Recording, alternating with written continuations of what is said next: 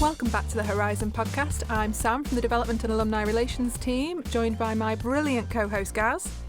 Hi Sam, hi everybody. Thank you very much. It's absolutely lovely to be back in the studio.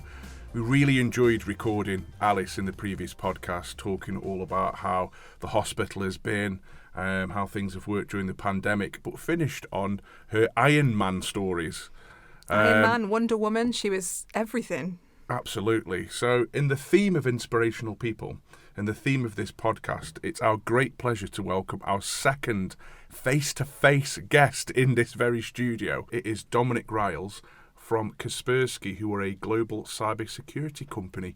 Dominic, welcome. Hi, Gaz. Thank you for having me today. It's great to be here in person as well with you both. Is this your first face-to-face interaction with other people? This is very close. So I think this is my third since the pandemic started. So feels a bit strange, but it's good. It's a very good place to be here. Now, our last podcast, we talked to Alice, nurse oncologist, who's done Iron Woman's. And the first thing that we really want to touch on is the fact that you've just completed the 3 Peaks Challenge. Yes. Yeah, so I did it as part of a charity challenge with a charity based in Sheffield called Paces. I actually got roped into that by one of my partners that I work with in the Leeds area as well. There was, I think, about 5 or 6 of us that attempted it. So for any of our listeners that don't know what the 3 Peaks Challenge is, tell us exactly what it is. So the National 3 Peaks Challenge is attempting to scale the 3 highest peaks in the UK. So that is Snowdon and Scafell Pike, and then Ben Nevis in Scotland as well. So the allocated time is 24 hours. We actually completed it in 23 hours and 37 minutes. So it was a really good achievement. We raised in total £5,000 for the charity in Paces. So it was great. Yeah, it was a good experience. Absolutely. Have you always wanted to do something like this, or is this something new that's happened during the pandemic? I would say it's something that has always been in the back of my mind. I enjoy going on hikes, enjoy walking. Had always kind of had an ambition to do the National 3 Peaks, but never had the opportunity to do so. So when it came knocking, it was kind of, where do I sign up, really, to do it? Amazing. Sam, would you fancy doing something like that? Shall we do something like this? I really like my sleep. I'm like a big fan of sleep. I do like walking, I do like that, but I am the clumsiest person you will ever meet. The health and safety, head of health and safety at Staffs knows me quite well because I do my own accident forms because I'm a first aider as well. So it's great. I fall over, I sort myself out, do the form. It's all great. But I don't think I would be the best person out in the wilderness doing that. But raising money for charity, especially at the moment where charities have been hit so hard through the pandemic because people don't have the spare cash to be able to support or to give and to donate like they would normally. So doing a challenge like that's absolutely amazing. And obviously it's 3 Peaks, which is amazing. And doing it under the 24-hour cap is spectacular. So huge well done. I would be cheerleading you from the side. Definitely. Thank you. Yeah, incredible. Yeah, it's a good achievement. We've I think since doing the National 3 Peaks with the charity as well, and just seeing what a positive impact it's had, they have actually invited us back to do some more challenges over the next couple of years. So one which we've ridiculously signed up for, but very much looking forward to. And again, one that was on the bucket list, but probably not one that I thought I would ever get the option to do, is Everest Base Camp in 2023. Wow. Yeah, so we've got a lot of money to raise for that. We've set ourselves a target of £50,000. I mean, 5,000, 50,000. That's a good stretch. That's definitely the way I would have gone for it. So yeah, it's a big stretch. We've got 2.5 years. We're going to do a lot of fundraising between now and then. Lots of different activities. We'll probably do the National 3 Peaks again. We'll maybe do the Yorkshire 3 Peaks, and there's loads of other ones which we can bring into the fold. So yeah, it'll be, well, I don't know where I go to from there once I've done Everest Base Camp. There's always something else you Is can there? do, my And there's friend. always your Yeah. time to beat as well. So the time that you've done now, if you do the 3 peaks again, you can't not beat that time. Yeah, I mean, that'll be a lot of pressure. yeah. And then if you do it more than, a few more times, that'll be it. It'll become impossible, but you won't be able to progress without trying to beat your time. This is incredible, because obviously we've got you on the podcast to talk about your really interesting career in cybersecurity. But what me and Sam have been talking about this podcast quite a lot is we're looking to shine a light on interesting careers. But I think one of our main sort of aims of this podcast is to find out the really interesting things that people do behind the scenes, do in their own spare time.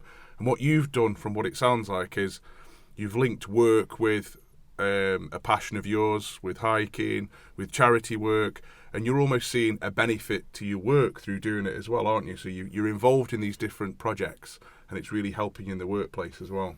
Yeah, I would say so. I mean, as I said before, the whole premise of doing the National 3 Peaks and being involved with PACES as a charity, that came from one of my partners that I look after in Leeds. So, yeah, I mean, it's great to raise profile. It's great to be involved with, lots of different things. I think it brings a lot of people together as well. A lot of people can learn from each other, and you can leverage different relationships and partnerships and stuff. So, yeah, it works really well. Absolutely. This is a great lesson for young people that listen to this podcast. Always say yes to things. Yes, you're going through school, college, sixth form, get into the workplace, but it's those extra things that sometimes you do some volunteering, you do some part-time work, you say yes to projects, Duke of Edinburgh. There'll be a lot of young people out there that are doing a lot of things and not thinking it's probably relevant to anything, but it is so relevant to your profile of what you're doing. You said you've noticed a difference on your LinkedIn since completing the 3 peaks. Yeah, definitely. And I think the thing with social media is it's changed so much over the past couple of years as well. If we'd have been having this conversation a couple of years ago, LinkedIn was very much a CV wall. So people would go on there, they'd look at people, they'd kind of check their profile to make sure that they're available maybe for a new role, or to poach certain people from organisations. So it was very work related, which is great, but you sometimes need to inject a bit of fun into these social media elements. So I would certainly say over the past 18 months since the pandemic, LinkedIn has totally changed. So it is nice to see a balance between work related articles that are on there and posts, but also personal posts that go on there as well. So yeah, there's been a lot of engagement, a lot of traction since we did the National 3 Peaks. It's just bringing a lot more people together into a conversation. Incredible. And what we're doing, Sam, is bringing people in that are making me and you, who like to sit at a desk or just lie down, feel a little worse about ourselves. I think we need to do something. A small hike around our area, maybe walk to one of our partner universities or something like that, just to make ourselves feel part of, a hike. Should we do that? Yes. There you go. You've got it on here. First time I've agreed. I've said yes, tentatively, kind of. I have done charity bits before, though. It's just I am better with, gentle rowing inside or weightlifting. That by all means, I can throw a barbell around and do that. And I've done that for a few different ones. But yes, let's do it. Let's have a try. And let's see who we meet. Let's find out who we end up. We feel inspired Connecting already. with. Yes. I like it. Okay, so, Dom, we want to take you back now as our next guest. You're in cybersecurity. Can you just tell us a little bit about what that means to you? And then we'll go back to your origins of where it started, because you've not always wanted to be in this industry. So tell us a little bit about Kaspersky and then what you were like, maybe as a school student. Yeah, sure. So Kaspersky, we're a global cybersecurity company. We employ around 4,500 staff globally. 2/3 of the company is based on technical, very highly skilled individuals around cybersecurity. As a company, we're there really to prevent cybercrime, or try to prevent cybercrime as much as possible. If I think back to the 2000s, and probably even earlier than that, really. Yes, attacks were there. We saw quite a few, but they were very few and far between, really, not to the scale and magnitude that we certainly see today. So the company ethos is really about just protecting organisations around the world. We provide services, solutions and products to help protect critical infrastructure. And that's cross-vertical, so it doesn't matter whether it's kind of business, healthcare, automotive industry, government, whatever it may be. We have something that potentially protects an organisation from falling victim to an attack. Fantastic. And obviously you've seen, in the years that you've been in this particular industry, a spike in the amount of activity that's taking place? Yeah, absolutely. I think, as with anything, technology advances. It's like a game of chess. So as we advance in terms of technological advancements, cyber criminals do exactly the same. So we move, they move.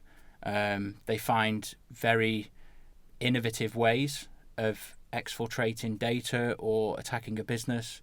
So I would absolutely say that the pandemic has changed the way in which not only we work, operate and learn from a school perspective, so like distance learning, but it's changed the way in which attackers look to attack a business as well. So people are now working at home remotely, so they're not behind the traditional four walls of an environment, which is much safer. People are working through their home broadband routers, which provide no level of protection or anything like that. So the attack surface has just grown exponentially. Wow, I didn't even think about that. We're so used to working in a large open plan office with big firewalls. Now you're literally working off Teams, Zoom at home, and wow, hardly any protection. Yeah, so the past 18 months has provided is the ability for organisations to really take stock of what they've done previously and adapt their security elements and their countermeasures to provide better security to staff who are working remotely at home. So there's more things that need to be thought about today. Sure. So am I right in thinking then, so for our listeners that may not fully grasp, I guess, the cybersecurity elements of it and the threats and risks that there are out there, I know you're talking from a business point of view, but I'm thinking from a personal side. We all have had the text messages that are Royal Mail needs you to pay £1.64 to receive your parcel. And it's from a mobile number. It's from, clearly not a link that you should ever click. Listeners, please do not click that link. It's that, and we're seeing those more and more now. It's the same as, I think the latest one going round is follow this link and get your COVID certificate for your double vaccination, but it requires a payment, which is not true because the NHS will provide that for you for free at the moment or at the time of recording this podcast. And I guess the other part, which I did mention before this podcast started recording, last month my personal Facebook was badly hacked to the point where for 4 weeks I had no access. I could not get in. They'd changed everything, and I had done everything that I thought was correct in making sure that it was a private account, it was highly secured, I had the two-step authentication turned on, but they still got through. It happened in America. We were during a lockdown. I definitely did not travel from Stoke to America during a pandemic at 3 a.m. in the morning. And they managed to get through all of that. And I could not, it was awful trying to get it all back. And, and that's just me and my Facebook, which to me, it was just memories that I was losing, which was awful for me. But I know that I am one of many people that have had that. And that's 3 examples within the last month for me. Yeah. So I think typically what we see is we tend to see a theme throughout the year. So we will see ones like the Royal Mail where they say, or Amazon, for instance, that say, you're due a delivery, click this link, or click this link because you've got to pay a certain amount of postage in order to receive your parcel and stuff. Some of the others are around HMRC for tax returns and whatnot. So it has a theme. The most latest theme is obviously around COVID. and the vaccinations, as you say. So you can buy COVID vaccination cards, double COVID vaccination cards off the dark web. They'll cost about $25. We've also been doing some work recently with Interpol and Europol, who are the world's largest police force. So we do a lot of work with them around taking down criminal gangs. We've done some work recently on the dark web, looking at underground chemists, if for want of a better word. So they're selling fraudulent COVID vaccinations on there as well in vials. So a lot of that has been confiscated. So it's a real dark world. There's a lot that goes on out there. Coming back to your personal experience around your Facebook hack, that goes on every second of the day. Typically, that happens because people use very weak passwords. But I think you already said you were using two-factor authentication. I did. Okay.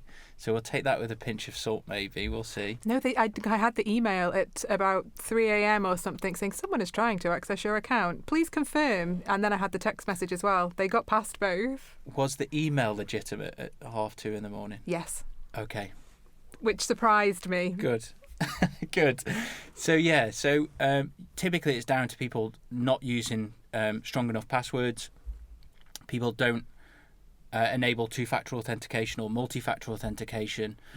There's lots of different ways that people can access accounts. It's not strictly limited to password hacks. There's brute force attempts.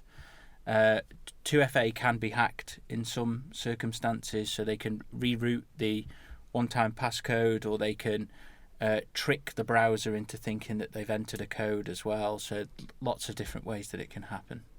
And as I said before, as technology advances, criminals advance. So as we bring new technology to market to protect businesses and the consumer, the criminals will inadvertently find a way around that. I think everyone sees a hack as that, multi-million pound ransom attack where it's a monetary value. And then when you flip that to the other side of what we're seeing, which I imagine if you're clicking a link for the Royal Mail, for the example, that must give them more data. Although what they got from my Facebook, I will never know. My selfies are not that good. Yeah, most of it is for financial gain, particularly when it's targeted towards a business. The financial gain comes first, and then the data exfiltration comes second. So typically what we would see against a business is a ransomware attack that would deploy a payload. It would kind of scramble all the devices on the network. It would encrypt them. People wouldn't be able to access their files. A ransom note would appear. If I think back a couple of years, it would have been sort of a couple of £1,000. Today, in a most recent attack actually that happened last Friday, we're starting to see ransom payment requests of up to $70 million. So the scale in which these attacks are happening, the scale in which these criminal gangs are requesting money is just far beyond what we would have seen years ago. How does a business react to that? So you've just said a £70 million ransom to get back their data in order for their systems to work, for their staff to be able to work. From a novice, you would have to pay it, surely. So what do they do? We always say never to pay a ransom, and most people that you speak to within the industry would say never to pay a ransom. I think it ultimately comes down to the business themselves. Providing they have countermeasures in place, they can very quickly restore from backups. So if the entire network and their infrastructure is encrypted, providing that they've got backups which have been tested, then they could restore all of their systems. Yes, it would take some time, but it would then alleviate them paying the ransom. What typically tends to come after that is that if the gangs have exfiltrated any data, then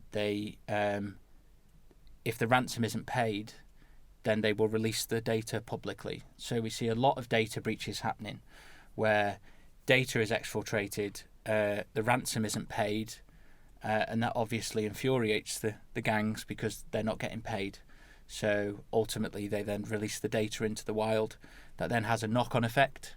So for instance, if your data, Gaz, got out into the wild, name, address, email addresses, telephone numbers, maybe bank details in some instances as well, somebody could carbon clone you as a person. So they could open up credit files, they could open up bank accounts, they could basically impersonate you as a person. So it can be quite detrimental. It's like a James Bond film, isn't it? Yes. Skyfall. It Is it really Skyfall is. where, it's it was on a USB drive, wasn't it? And it was released and all the agents were identities released. I admit everything on this podcast. I've never seen a James Bond film. I'm so sorry. Both jaws have just dropped in the room, just for the listeners to, because you can't see this. Yeah, I've never actually seen one. But yes, there was a great episode of Grey's Anatomy where they got hacked, and it was all like that, and it was a big thing. But it's like another world. It is like it's completely out of my remit of knowledge of understanding, and it's terrifying.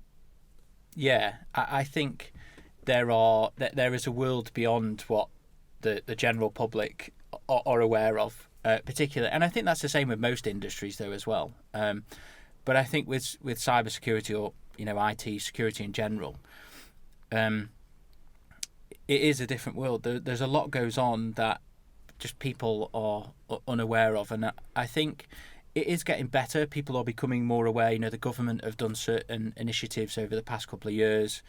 The NCSC in the UK, they do a lot of good work around promoting cyber awareness and cyber security for people as well. I think really 2017 was perhaps very much a turning point when it became more widely known what cybersecurity was, around one of the attacks which happened, which was WannaCry. And the reason why that was so prolific was because it actually affected the National Health Service in the UK. So that was a ransomware attack. It was what we call a vulnerability within the Microsoft operating system. It's called Eternal Blue. And that basically shut down the NHS in the UK. So they had to resort back to pen and paper. There were in a total, off the top of my head, around 19,000 appointments that were shelved because they couldn't access any systems or anything like that. So 2017 really was when ransomware and cybercrime hit more mainstream. If you were to open up the BBC News app today, or the Sky News app, or there's some websites, we typically tend to see 3 to 4 different types of attacks each week. More recently, we're seeing one every day that is making the public headlines. That's frightening. But also, this is the world we're living in now. And I kind of quite like how you say, as we develop our technologies, so do cybercrime. But it's not like a hacker like we see in the movies, a lad with a hoodie on in an underground, these are businesses, aren't they? Yeah, absolutely. So I think usually people would see them as a 16-year-old teenager in a bedroom, black hoodie on, coding and sending out attacks that way. Yes, that happens, but these are businesses, just like the business I work for, just like the businesses that you two work for as well. So I think it's important to understand that these criminal gangs are set up like businesses as well. So they'll have specific job functions. So you'll have like affiliates and marketing. Those might their remit might be to go out and engage with other gangs that maybe have additional skills or skill sets within different parts of the attack vector. There'll be a team who physically break into infrastructure or networks as well. And then you'll also have collection teams. So they take care of the ransomware payments. They make sure that payment comes into the gang and it's accounted for and stuff like that. I think, again, a previous hack back in 2016/2017. So that was a ransomware attack. It was called Jigsaw. And the reason it was called Jigsaw was because it was based on Billy the Puppet out of the Saw movie. So, I was wondering if there was a little doll on a bike coming in anytime soon with little rosy cheeks, but yes, exactly that. So the background image was Billy, and that was an interesting attack. So very much like ransomware works, it encrypts the devices. What was particularly new about that attack was it was the first time that a criminal gang had offered support services directly through the gateway of the device. So if the victim did not have what we call a cryptocurrency wallet to send them the Bitcoin, then the attackers on the other end would give them some live support. So they would help them to set up the crypto wallet. They would take their bank details. They would call them if they needed to and talk them through it. And then they would put the phone down after they'd taken the payment. so really helpful criminals with a fantastic customer service, it sounds. Absolutely, yeah. I think maybe if there was a job description that went out for them, I think customer service excellence would have been right at the top of that one. 5-star. Yeah. You've been in IT cyber security since you left school, haven't you? Yes. So just how far has it progressed since you were 16 years old to how you are now, and how technology's increased and how things are changing all the time? Because what was then is very different to what's now. Yeah, so I think when I started out in my career, so that was in 2005, so straight after I left school, I started working for a local distribution company called Tech Data. I'd never sold in my life, so it was a total new thing for me, and it was like a baptism of fire. But what interested me the most about joining that distribution company at the time was it was IT related.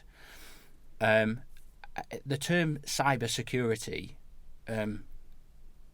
it was around then, but it's not as prolific as it is now. So back then it was more around firewalls, networking switches, wireless, endpoint security, so on and so forth. So really back then, as I said before, people were in the confines of a 4-wall office, so you felt more protected. Remote working was around, not to the degree it is now as well. So I think technology has changed dramatically to the point where people are utilising cloud services a lot more now as well. So people don't traditionally rely on on-premise servers or infrastructure so more.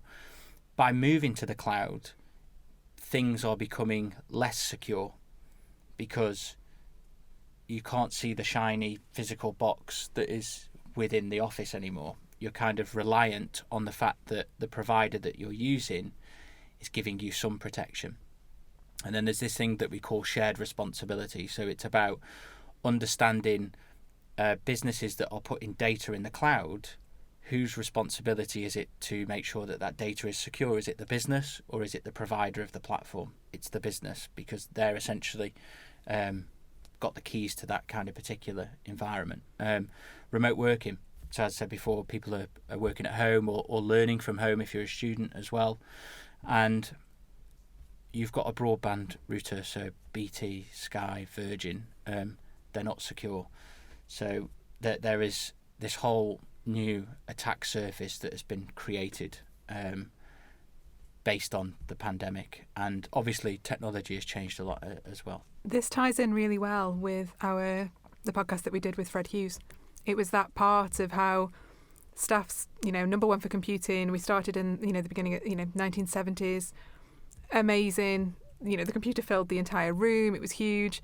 Now we're all wearing them, but it's that part of computing still exists. It's just changed. It's adapted. It's evolved.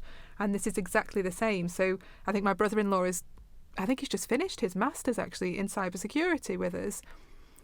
I have no idea what he does as a job, but it sounds very interesting from this part, but I've never learned about it in this way or had this kind of conversation. It is fascinating and it's ever changing.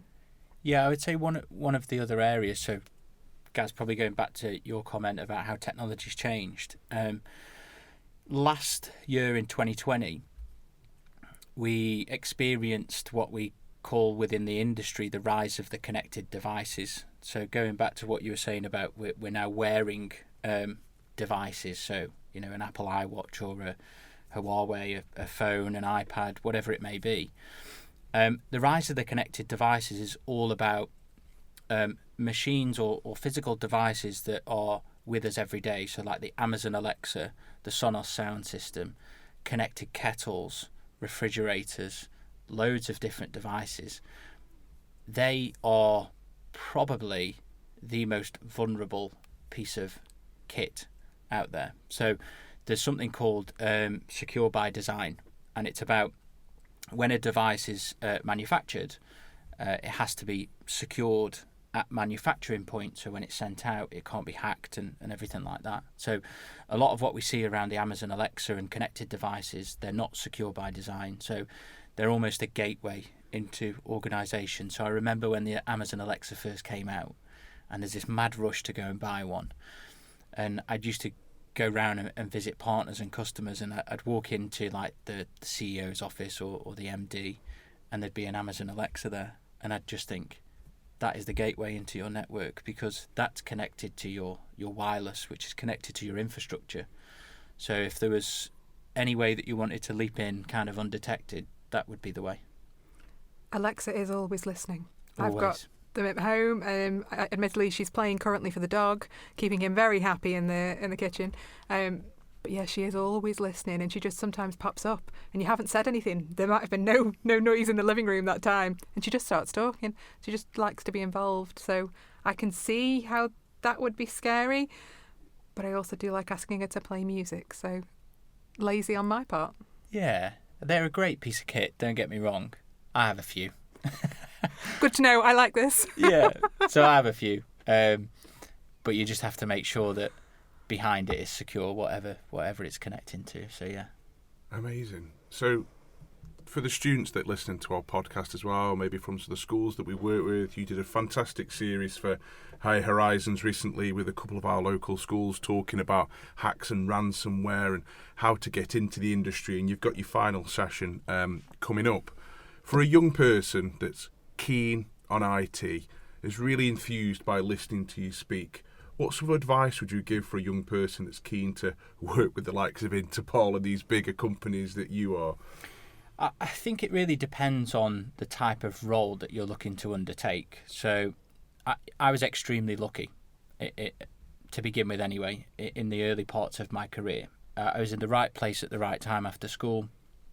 I got given an opportunity to work, as I say, for a local distributor who were all around IT and networking. So that put me in the right place. Obviously, you graft and you work hard to get to higher levels and different organisations that you then start to work for. I would say really that being involved in that environment taught me everything. So I was around a lot of skilled people, a lot of knowledgeable people. I think when you're in that environment 8 hours a day, 5 days a week, it's hard not to learn from the people around you as well. My advice would be to read a lot, learn every opportunity.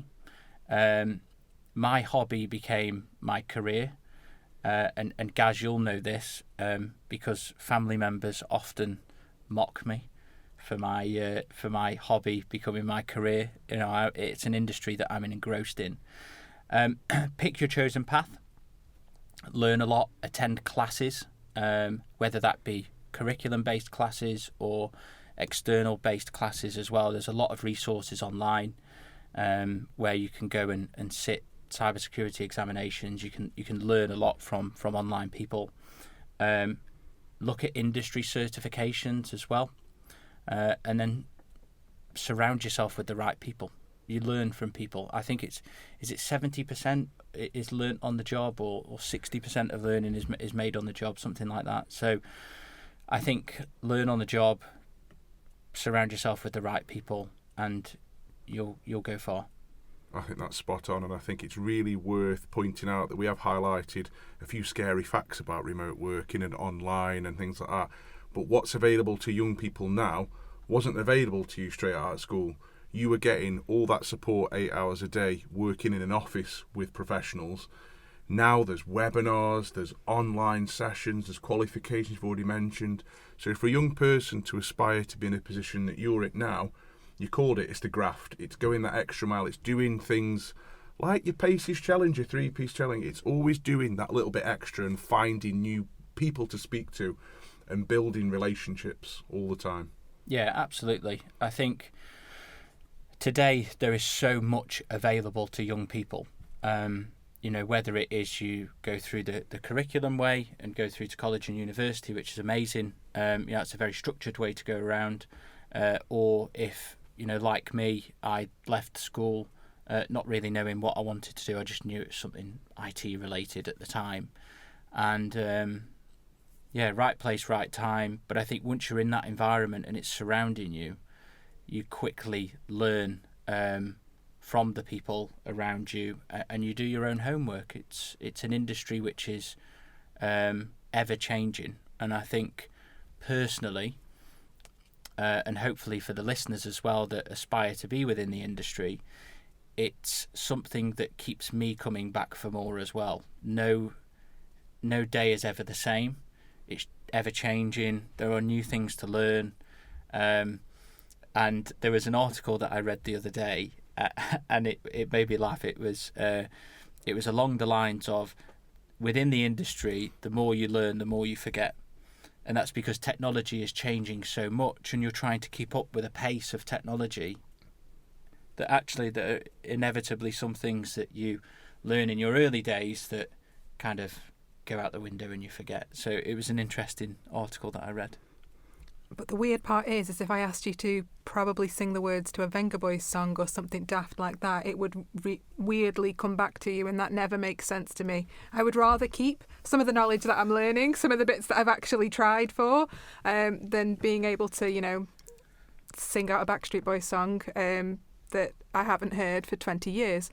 But I don't know how that works.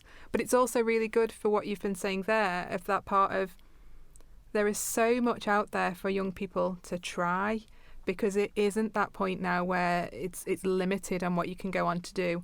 It's actually the opposite problem. There's that many options. It can be overwhelming and scary. But it's about having a go.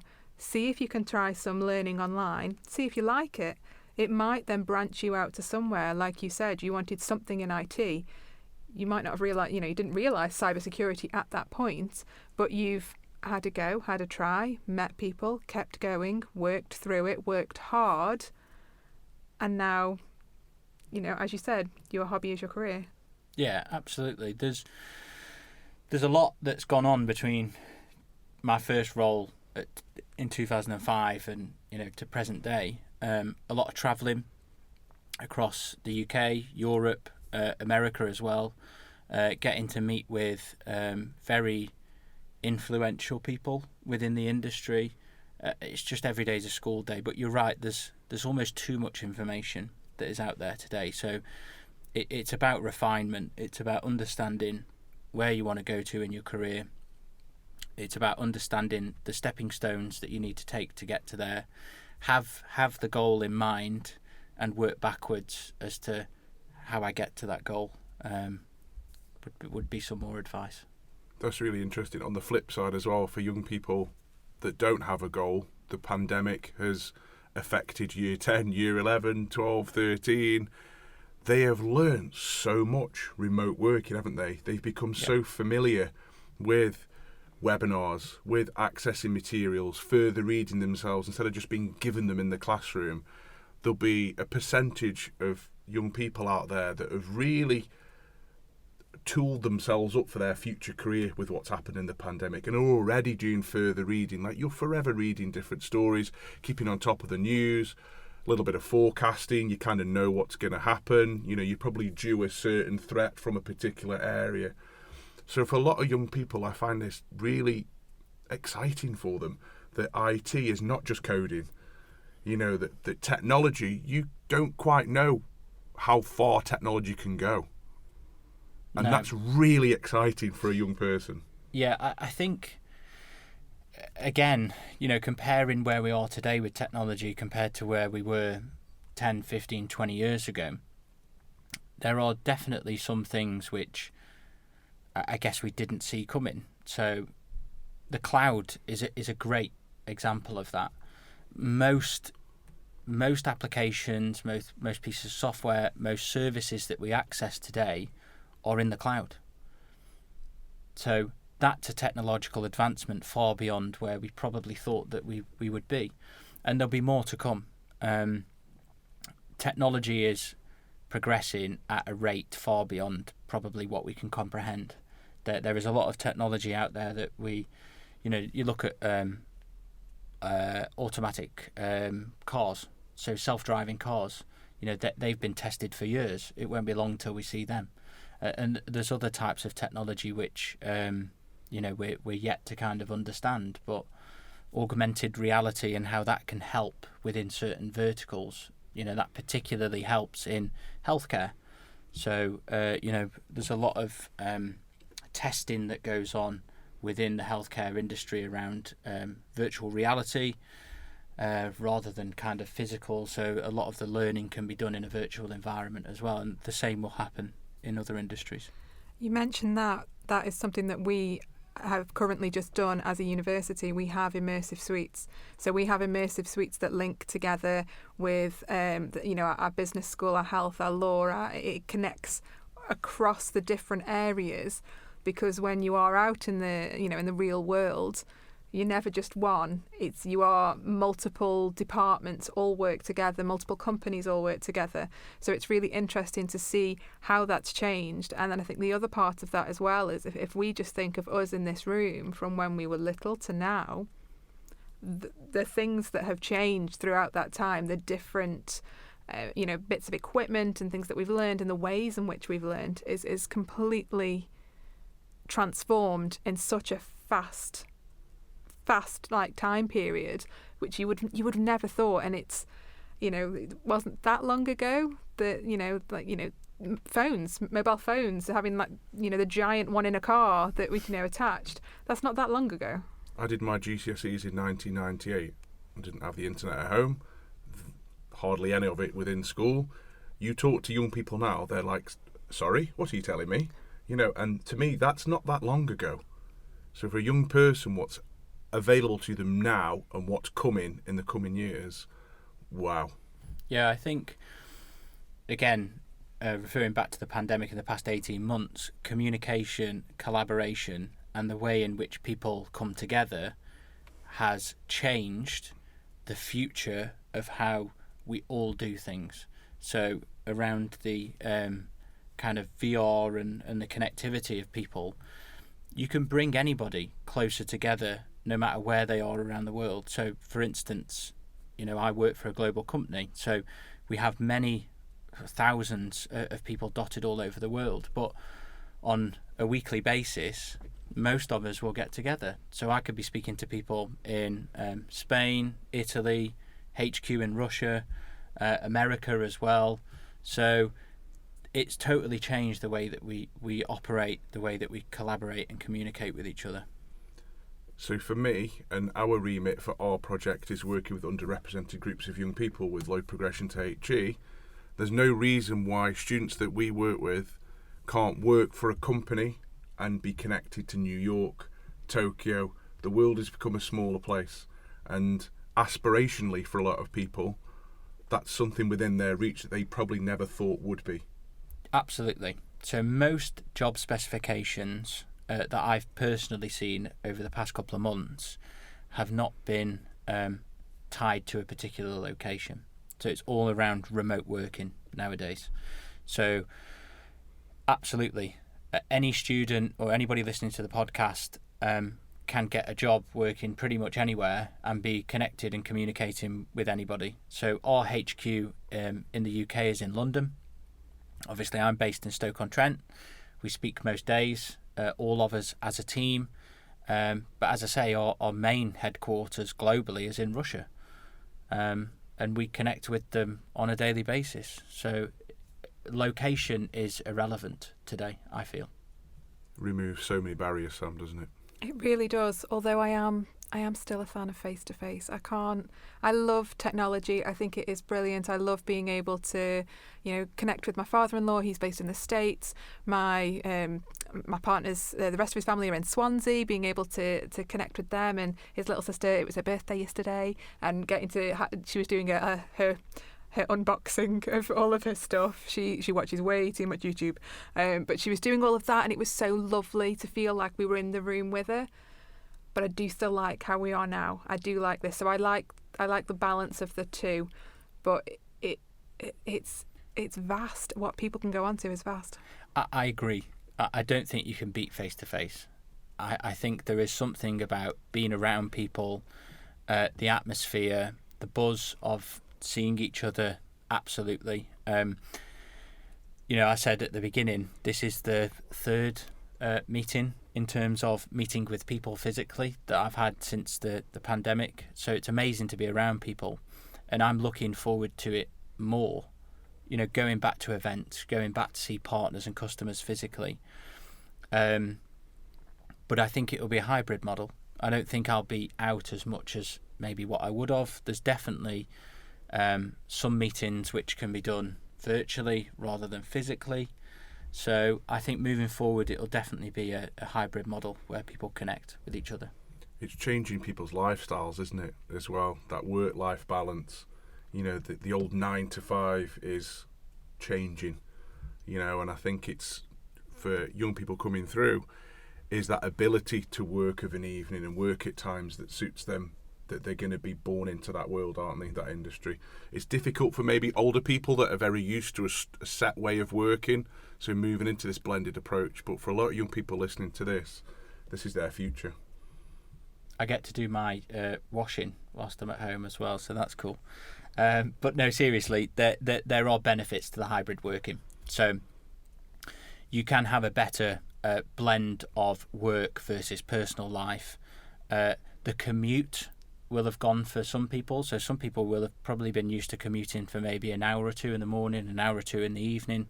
So that's maybe 2 to 4 hours that they've got back each day. So that there are definitely benefits to it. Absolutely. Fantastic. And in terms of the whole cybercrime, is there places where young people can go and do further reading? Obviously, we're going to use search engines, things like that, but is there a particular website that you would recommend that've got really interesting articles? I know you mentioned Sky News, BBC before, but yeah, so there's quite a few. Kaspersky, we have quite a few ourselves. So we've got ones like SecureList. SecureList.com is a website that our global research and analysis team, they write articles for. So they are the people that are investigating all of these cyber criminal activities and attacks and gangs. So we'll release information on there. That's really interesting. They're very in-depth articles as well. So they, anybody who's interested in really getting under the hood of coding and stuff, you'll see some images around that. So that's really cool. But yeah, there's definitely some public ones like ThreatPost, the Register, CRN. There's quite a few out there as well. Is there a lot on social media as well? Do you follow on Twitter? Yeah. So there are individuals on Twitter, and honestly, it's just a case of searching through Twitter sometimes. So you'll maybe connect with one, and they'll reshare somebody else's post.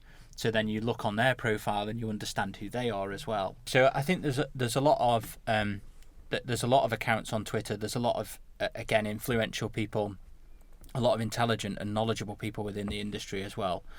So you can search for cybersecurity on Twitter. You can get an understanding of different accounts, different people to follow. So yeah, I would absolutely advise any students that are interested in cyber to look on social media, follow people, learn their craft, and really delve into the content that they're sharing, because it's interesting stuff. So I think with social media as well, you get personal expression of opinions as well as businesses. So there's individuals on there that will post stuff of their findings. So you've got a lot of malware researchers out there as well that will post to the community so that the community can be better protected. So it's all around shared intelligence, and I think that's the real good thing. Amazing. And we haven't even touched on this as well, but I think this is going to become something for maybe another pod that we could probably invite Dominic back on, is to talk about cryptocurrency. You know, obviously your Dogecoin, Bitcoin and SafeMoon and all these different things. And now that obviously hackers are using that as a way of demanding money and coins and things like that, it's just a whole new world that we're just starting to learn more and more about it. But for me, I think we could keep talking for another several hours, Sam, couldn't we? We really could. This has been so interesting. I've learned so much, and I think I'm definitely going to be checking those passwords after this to make sure that they are as secure as they need to be.